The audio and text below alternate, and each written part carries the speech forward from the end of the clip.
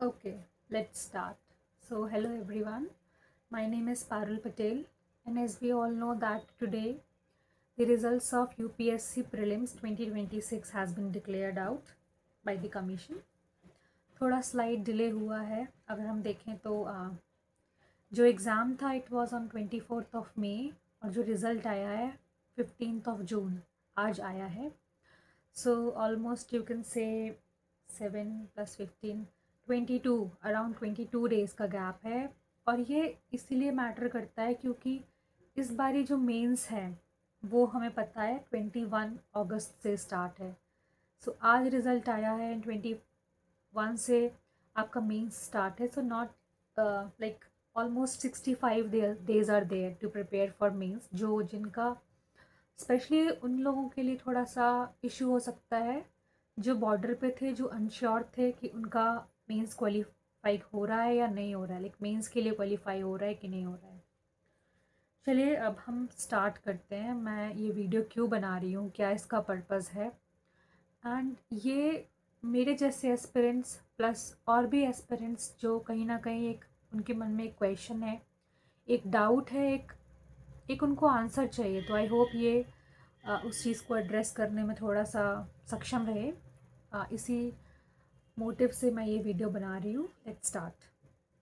सो अभी जो पीडीएफ आया है रिज़ल्ट का उसमें मेंशन्ड है कि जो मेंस के लिए सीएससी मेंस के लिए जो कैंडिडेट सिलेक्टेड हुए हैं उनका नंबर है 13,343 13,343 कैंडिडेट्स. यही जो फॉरेस्ट के लिए जो बच्चे सिलेक्ट हुए हैं वो है 1046. फॉरेस्ट में इसलिए कम है क्योंकि सिर्फ 80 वैकेंसीज़ हैं इस साल. और मेंस में अगर हम बात करें जो सीएससी के लिए क्वालिफाई हुए हैं 13,343 कैंडिडेट्स, उसमें वैकेंसीज़ हैं 1016 एज़ पर दी यूपीएससी. अब सीएससी में बैठे कितने लोग थे, पहले तो सबसे पहले फॉर्म्स कितने लोगों ने भरा, 8.19 लाख लोगों ने. वो मैटर नहीं करता है, मैटर करता है कि कितने लोग देने गए. वो मेरे पास कुछ डेटा है जो मैं थोड़ा बता रही हूँ कि उससे थोड़ा समझ आए कि मैं ये वीडियो क्यों बना रही हूँ और क्या रेलेवेंस है इस वीडियो का. तो जो अपीयर्ड कैंडिडेट्स थे जो वो थे 5.49 lakh candidates, and attendance rate was 64% compare to the registration और दी एनरोलमेंट. अब इसमें सिलेक्ट हुए हैं 13,343 कैंडिडेट्स फॉर मेंस सीएससी के लिए. Vacancies are 1016. So around 3,000 people will give interview.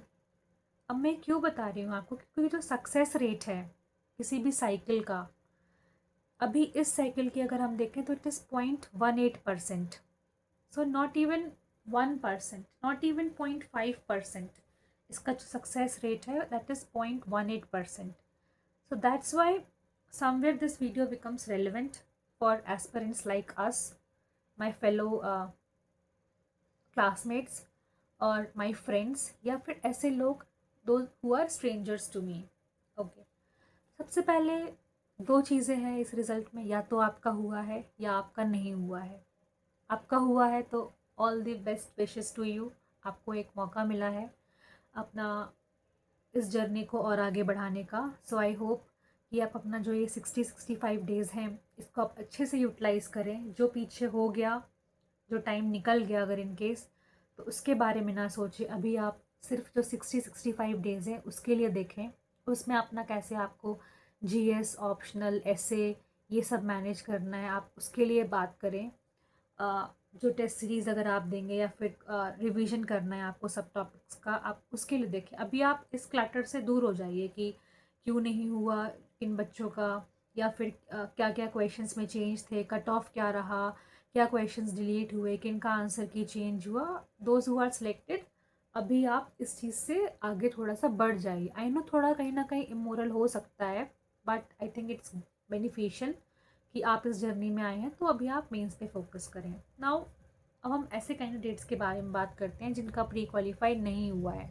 So I my self, मैं उसी कैटेगरी में हूँ जिसका प्री क्वालिफाई नहीं हुआ है. दो लोग हैं, या तो सॉरी तीन लोग हैं, तीन टाइप के कैंडिडेट्स हैं. एक जिनका सीसेट क्वालिफाई है पर जीएस नहीं हुआ, एक जिनका जीएस क्वालिफाई नहीं हुआ सीसेट हो गया, एक जिनका दोनों नहीं हुआ क्वालिफाई। अब जो ये अनसर्टेनिटी ऑफ एग्ज़ाम है, जैसा सिलेबस है, सिलेबस ऐसा बोलते हैं कि everything under the sun, but I know it's not humanly possible कि आप सब कुछ पढ़ पाएँ, इसलिए यूपीएससी ने कुछ कुछ की पॉइंट्स में सिलेबस दिया है। कुछ स्टैंडर्ड बुक्स हैं जो कि लोग पढ़ते आ रहे हैं। अब हुआ ये कि बच्चों ने वो स्टैंडर्ड बुक्स पढ़ी, पीवाईक्यूज़ करे, बट उसका ऐसा चुनो को आउटकम नहीं मिला, ना ही आउटपुट मिला कोई। तो एक जो अनसर्टेनिटी ऑफ एग्ज़ाम है, जो एब्सर्डिटी ऑफ क्वेश्चंस हैं, ये बच्चे का डेप्थ ऑफ नॉलेज नहीं, आई डोंट नो, एक ब्रॉड नॉलेज प्लस आपका लक फैक्टर दोनों उस दौरान एग्ज़ाम के डे पे ये आ रहा है। So my next takeaway from this exam result would be the CSAT exam. CSAT I know it's qualifying 1/3 होना चाहिए, 66.67 मार्क्स चाहिए आपके लिए। एंड जैसा सीसेट आया है, पहले तो जीएस इतना टफ आया था कि कोई सीसेट की तरफ ध्यान ही नहीं दे रहा था। जब पता चला कि सीसेट में भी कैंडिडेट्स जिनका जो पिछले टाइम काफ़ी अच्छे मार्जिन से क्वालिफाई करते थे, उनका सीसेट में इशू आ रहा है। सीसेट में हुआ क्या, मेनली लोग रीडिंग कॉम्प्रिहेंशन पे रिलाई करते हैं, जिनका मैथ्स या रीजनिंग थोड़ा सा वीक होता है। कंपेयर टू लास्ट ईयर इस बार सिर्फ 23 क्वेश्चंस थे आरसी के, और वो भी आरसी के ऐसे क्वेश्चंस जिसमें आप कुछ कुछ क्वेश्चंस में श्योर नहीं हो सकते कि इसका आंसर यही होगा। इवन कोचिंग आंसर कीज़ या फिर जो यूपीएससी ने भी आंसर्स कीज़ दिए कुछ कुछ क्वेश्चंस के, वो भी थोड़ा डाउट में थे। So I think CSAT is a major factor, specially for Hindi medium students, या जो स्टूडेंट्स जो स्टेट बोर्ड से पढ़े हैं, जिनका उतना अच्छा बैकग्राउंड, स्कूल बैकग्राउंड नहीं रहा है, एकेडमिक बैकग्राउंड नहीं रहा है, तो उनके लिए कहीं ना कहीं ये एक रिस्क फैक्टर था। लो सक्सेस रेट की हमने बात कर ली है। नाउ अब मैं एक ऑनेस्ट अपना ओपिनियन शेयर करना चाहूँगी। सी आई वॉन्ट कि मतलब लोग मुझे बताते ये चीज़, आई वॉन्ट कि लोग कोई किसी और को बताएं जो इस सेम चीज़ से गो थ्रू कर रहा है। सो फर्स्ट ऑफ ऑल, जो लोग रिपीटर्स हैं, लाइक जिन्होंने बैक टू बैक इस एग्ज़ाम में अपना टाइम दिया है, आई वुड से कि जिन्होंने 3 ऑनेस्ट अटेम्प्ट्स दे दिए हैं, इट मीन्स कि उन्होंने एटलीस्ट 3 साल तो दिए हैं इस अपनी यूपीएससी जर्नी में, और उनका प्री क्वालिफाई नहीं हुआ है। तो आई थिंक एक मैं उनकी बात करूँगी सबसे पहले कि अब वो क्या करें, क्योंकि बहुत ज़्यादा अनसर्टेनिटी है। आप फिर से यूपीएससी जर्नी में जाएं, फिर से आप 1 साल पूरा इन्वेस्ट करें, और पेपर ऐसा है कि आप कुछ श्योर शॉर्ट कह भी नहीं सकते हैं। तो इसमें आप अपना टाइम, अपने एफर्ट्स लगाना, क्या वो एक अच्छा अप्रोच रहेगा? तो मेरा ये सुझाव है, या जैसा मैंने सुना है अपने सीनियर से, अपने फ्रेंड्स से, या और भी जो टीचर्स बोलते हैं कि if you have given 3 honest attempts for UPSC, then you should always think of plan B. अब मैं ये क्यों कह रही हूँ प्लान बी, आजकल थोड़ा सा ये फोकस में आया है because of some teachers, I am very grateful कि वो लाए हैं इस चीज़ को फोकस में। सबसे पहले प्लान बी की हम बात क्यों करते हैं, सबसे पहले तो खुद के लिए, किसी और के लिए नहीं, खुद के लिए। जब हम बैक टू बैक फेलियर्स देखते हैं, जैसे मैंने ये मेरा 4th प्रीलिम्स है जो क्वालिफाई नहीं हुआ है बैक टू बैक। अगर मैं देखती सिर्फ अपनी यूपीएससी की जर्नी और मेरा कोई जॉब नहीं होता, तो I would have been totally devastated. मेरा जो कॉन्फिडेंस होता, जो भी मैंने एकेडमिकली अचीव किया होता स्कूल डेज़ में, कॉलेज डेज़ में, वो सब कुछ शैटर हो जाता। मुझे लगता कि मेरा वर्थ क्या है। लाइक अक्सर हम अपनी जो पूरा जो जर्नी है, या जो पूरा अपना लाइफ का वर्थ है, वो इस एग्ज़ाम से रिलेट कर लेते हैं। जो ऑनेस्ट एस्पिरेंट्स, आई थिंक आपका एक लाइब्रेरी का रूटीन होता है, आप काफ़ी सारी चीज़ें लेट गो कर देते हो। तो आई थिंक जब एग्ज़ाम नहीं निकलता है बैक टू बैक, तो इट शैटर्स योर कॉन्फिडेंस। दूसरा क्या है कि एक आपका जो फाइनेंशियल स्टेबिलिटी है, आई थिंक फाइनेंशियल स्टेबिलिटी आज के टाइम पे बहुत ज़्यादा ज़रूरी है। एक, आप खुद में अपने खुद डिसीजंस आप ओन करते हो, लाइफ के मेजर या माइनर डिसीजंस दोनों। दूसरा, आपके घर वालों पर डिपेंडेंसी कम होती है। आई नो काफ़ी ऐसे पेरेंट्स होंगे जो बहुत सपोर्टिव होंगे, जो फाइनेंशियली प्रोवाइड करा रहे होंगे, बट फिर भी कैंडिडेट को खुद से रहता है कि घर वाले नहीं बोल रहे बट मुझे कहीं ना कहीं इस एज में फाइनेंशियली इंडिपेंडेंट होना चाहिए। तीसरा है, अगर आपका बैकग्राउंड, फैमिली बैकग्राउंड इकोनॉमिकली उतना स्ट्रांग नहीं है, आपको फैमिली को सपोर्ट करना है, आपको उनको एक अच्छा लाइफ देना है, उनको फाइनेंशियली थोड़ा सा उनका डिपेंडेंसी कम करना है, तो एक वो फैक्टर है। तीसरा, ये 3 चीज़ें हो गई। तो मेरा ऐसा मानना है जिन्होंने 3 अटेम्प्ट्स दे चुके हैं, जिनका age is over 25 years of age, ये जो 25 से 30 का जो एज होता है ना, इस ब्रैकेट को मेनली मैं बात कर रही हूँ। They should always have a plan B in option, उनके पास होना चाहिए। And plan B is not the failure of plan A. Plan B से क्या होता है कि हमारा जो प्लान बी को, जब हम प्लान बी की तरफ मूव करते हैं, उसको हम अचीव करते हैं, एक हमारा कॉन्फिडेंस बिल्ड होता है, हमें लगता है कि ओके, मतलब हम कुछ टेंजिबल कुछ अचीव कर रहे हैं। ऐसा नहीं है कि बस हम लाइब्रेरी जा रहे हैं, एक रूटीन फॉलो कर रहे हैं और रिजल्ट्स नहीं दिख रहा है, क्योंकि एट दी एंड लोगों को रिजल्ट मैटर करता है। वही है ना कि जिसने कर लिया तो कर लिया, जिसने नहीं किया तो कोई आपका हार्ड वर्क नहीं देखेगा, कोई नहीं देखेगा कि आप सुबह कितने बजे उठते थे, या आपका लाइब्रेरी का रूटीन क्या था, या आप कोई फैमिली फंक्शन अवॉइड नहीं अटेंड नहीं करते थे, या आपका फ्रेंड्स का क्या डायनामिक्स था, वो कोई नहीं देखता है। Everyone wants to see the results. और एक्चुअली लोग आपकी वर्थ है जो सिर्फ रिजल्ट से अटैच कर देते हैं। अगर आपको उनको आपका रिजल्ट नहीं दिख रहा है, तो then and there they will say कि आप मेहनत नहीं कर रहे हो, आप अच्छे से मेहनत नहीं कर रहे हो, आपको और मेहनत करनी चाहिए थी, आपने वो पोटेंशियल अपना लूज़ कर दिया। आई नो कुछ थोड़ा अच्छे के लिए बोलते हैं, बट ये एज फैक्टर ऐसा होता है कि इसमें आपको खुद पता होता है, you know all those things, आपको बाहर से ऐसा सुनने का अच्छा नहीं लगता है। So now the major discussion of this video is plan B. What should be our plan B? Plan B को अगर मैं देखूं तो सबसे पहले तो एक स्टेट लेवल पीसीएस एग्ज़ाम हो गया, BEd, UP PCS, MPPSC, Rajasthan, J and K, या फिर कोई भी साउथ का स्टेट का, या बिहार, अभी बिहार का आई थिंक प्री है। सबसे पहले मैं स्टेट पीसीएस को एक प्लान बी ऑप्शन की तरफ देखूंगी, क्योंकि मोर और लेस सिलेबस कवरेज सेम होता है, आपको पता होता है आपको क्या करना है। रिलेटिवली स्टेट पीसीएस का जो लेवल होता है, relatively, I am not saying totally, relatively थोड़ा सा यूपीएससी से कम होता है। So that is a go to exam. अब आते हैं कुछ एग्ज़ाम्स और, जैसे कि एसएससी सीजीएल एग्ज़ाम होता है, जो I think it is a very good option उन कैंडिडेट्स के लिए जो एक स्टेबल अर्निंग चाहते हैं, एक वेल अर्निंग जॉब चाहते हैं कि वो जॉब में रह के साथ साथ प्रिपरेशन करें। तो आई थिंक ऐसे बहुत सारे पोस्ट हैं सीजीएल में, लाइक एएसओज हो गए, या फिर कुछ कुछ पोस्ट जहाँ पे आपको एम्पल टाइम मिलता है to prepare for other exam, और बी इट यूपीएससी और in other exam. And I have people और माई फ्रेंड्स जो इस एग्ज़ाम के थ्रू जॉब कर रहे हैं एंड वो प्रिपेयर कर रहे हैं। Third is IBACIU, assistant commandant investigating officer, जो इंटेलिजेंस ब्यूरो का, अभी 1-2 साल से इसकी वैकेंसीज आना स्टार्ट हो गई। जैसे 2023 में आई थी, 2025 में आई थी, अभी कह रहे हैं कि अभी कमिंग ईयर्स में भी वैकेंसीज आएंगी। So that is a very good option. Next is RBI grade B exam. Syllabus more और लेस सेम होता है, कुछ एडिशनल सिलेबस होता है। So that is a very good exam. एक EPFO, आई थिंक बहुत सारे UPSC candidates as a backup plan इसको लेकर चलते भी हैं। सो मैं इसको बता रही हूँ। नेक्स्ट इज़, अगर आपको बैंकिंग के तरफ जाना है, अगर आपका CSET अच्छा है, आपका मैथ्स के ऊपर कमांड अच्छा है, आपको वन डे एग्ज़ाम की तरफ शिफ्ट होना है, तो बैंकिंग में जो बैंक पीओ है, IBPS, SBI बैंक पीओ, ये एक अच्छा ऑप्शन है, एक अच्छा जॉब है, फिक्स्ड आपका टाइम ड्यूरेशन है इस जॉब का, और आपका एक वेल पेइंग जॉब भी है।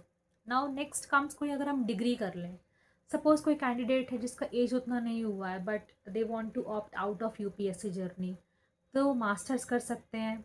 मास्टर्स अगर उनका ऑलरेडी है तो they can go for net JRF and assistant professor, और PhD में एनरोल हो सकते हैं, जहाँ पे उनको अपना दे विल अर्न स्टाइपेंड जो भी PhD में मिलता है। So that is a very good option. अगर आपका मास्टर्स का एज निकल चुका है, आपको लगता है कि अब मैं मास्टर्स करूँगा फिर मैं पीएचडी करूँगा, सो दैट इज़ अ वेरी बहुत टाइम टेकिंग प्रोसेस। तो I have mention the above exams, आप वो कर सकते हो। अदरवाइज़ आप टेक्निकल डिग्री ले सकते हो कोई, जैसे एमबीए हो गया, जहाँ पे आपका जो एम्प्लॉयबिलिटी है वो बढ़ जाता है। आप अपनी स्किल्स को आप थोड़ा सा मार्केट ओरिएंटेड बनाते हो और आप एम्प्लॉयबल हो सकते हो, क्योंकि इतना जो गैप आ जाता है 5-6 साल का किसी भी कैंडिडेट का अपने कॉलेज लाइफ से यूपीएससी प्रिपरेशन फेज़ के लिए। सो आई थिंक एक वो तरीका हो सकता है। नेक्स्ट, कुछ आप प्राइवेट कंसल्टेंसी, सॉरी, आप प्राइवेट अगर आपको ज्वाइन करना है तो पॉलिटिकल कंसल्टेंसी हो गया आपका। जैसे मैं इसके रिगार्डिंग और आपको अच्छे से बता पाऊँगी, ये जो पॉलिटिकल कंसल्टेंसी है, मेरे एक सीनियर हैं कॉलेज के, शी इज़ वैष्णवी नागर। उनका एक इंस्टाग्राम पेज है, नवी नवी वैष्णवी, मैं मेंशन भी कर दूँगी, नवी नवी डॉट वैष्णवी, ये उनका इंस्टाग्राम चैनल है। मेरे सीनियर थे कॉलेज के। She is into political consultancy plus she provides mentorship.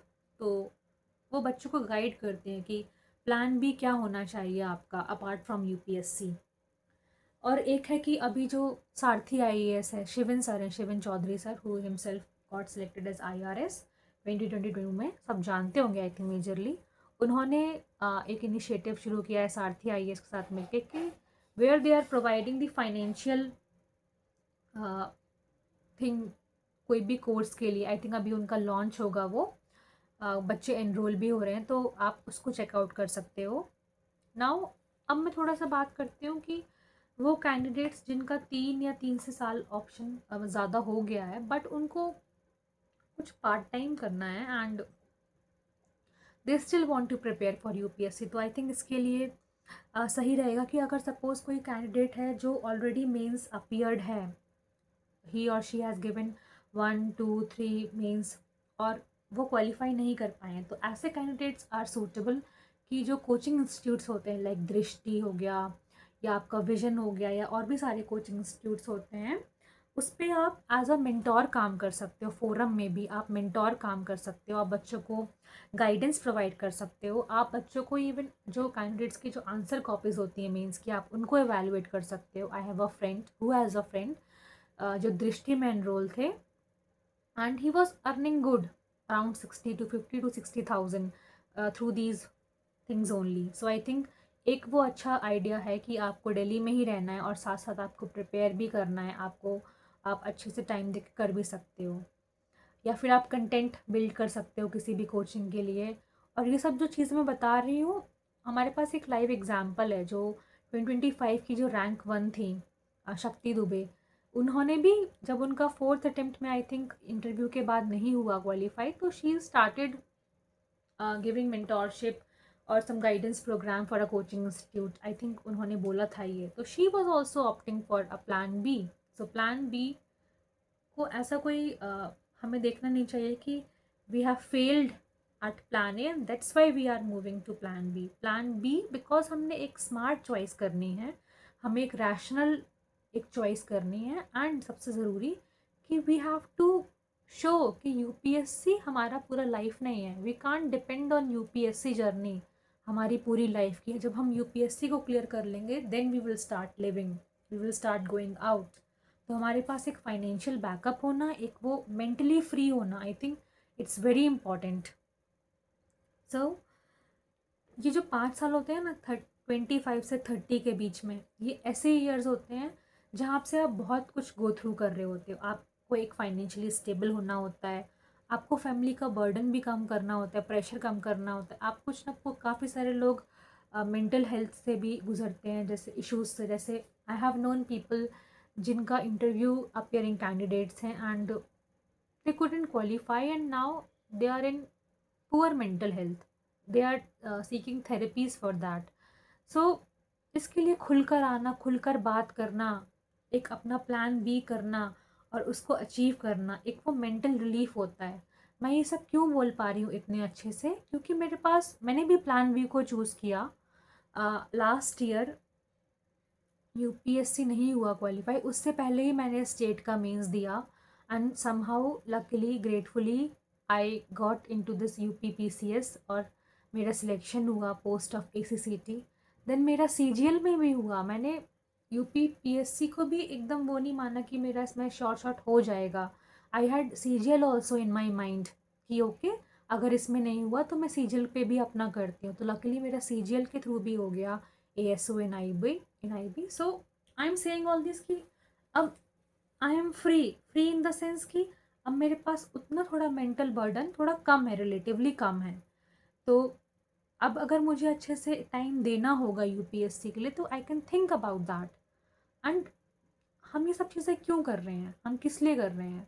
जब आप इस जर्नी से गो थ्रू करते हो, आप ORN में रहते हो, मुखर्जी नगर में रहते हो, कैंपस साइड रहते हो या फिर कोई और भी सिटी रहते हो, आप खुद रहते हो, आप अकेले रहते हो, मे बी आपके फ्रेंड्स हों, एक सर्कल हो, वेल एंड गुड, वो अच्छा होता है, but at the end it's your life. I know कहना थोड़ा सा ये आसान होता है और खुद पे इम्प्लाई करना बहुत ही मुश्किल, दूसरों को समझाना टफ होता है, but it's your call to make this decision. आपको किसी को प्रूफ नहीं करना है, यू नो योर वर्थ। आपने अपने हार्ड वर्क अगर इस एग्ज़ाम में दिया है, आप खुद से ऑनेस्ट रहे हो इस जर्नी में, तो आपको पता होगा कि मैंने इतना सब कुछ करा एंड रिजल्ट नहीं आया। Now I should look for some other options. और जब मैं उन ऑप्शंस को अकम्प्लिश कर लूँगा तो मैं इस ऑप्शन पे, मेरा मर्ज़ी है कि मैं इस पे वापस आना चाहूँगा या फिर नहीं। So I think that was the crux of this video. थोड़ा लंबा हो गया but I had to say all this out, थोड़ा आपकी क्लैरिटी के लिए, थोड़ा मेरी खुद की क्लैरिटी के लिए। जो मैं किसी को नहीं समझा पाती हूँ वो मैंने आज कैमरा के सामने बोला। So that helped me to channelise all my emotions through this video. And अगर आपको इससे थोड़ा सा भी इवन 5% 10% भी हेल्प हुआ हो तो आपको ये समझना होगा कि हर एस्पिरेंट, हर जो एक ट्रू कैंडिडेट है, जो एक ऑनेस्ट हार्ड वर्किंग कैंडिडेट है, वो हर कैंडिडेट गुजरता है इस चीज़ से, चाहे उसका सिलेक्शन हो फाइनली, चाहे उसका सिलेक्शन ना हो finally. So I think okay, so let's end this video on a healthy note. I hope you take care of yourself. और आप सोचेंगे इस बारे में, थोड़ा टाइम लेके सोचेंगे, एक हफ्ता लेके सोचेंगे, बातें करेंगे, अपने दोस्तों के साथ डिस्कस करेंगे, आपके जो मेंटोर्स हैं, जो फेवरेट टीचर्स हैं, उनके साथ डिस्कस करेंगे, and you will take care of yourself. Bye bye.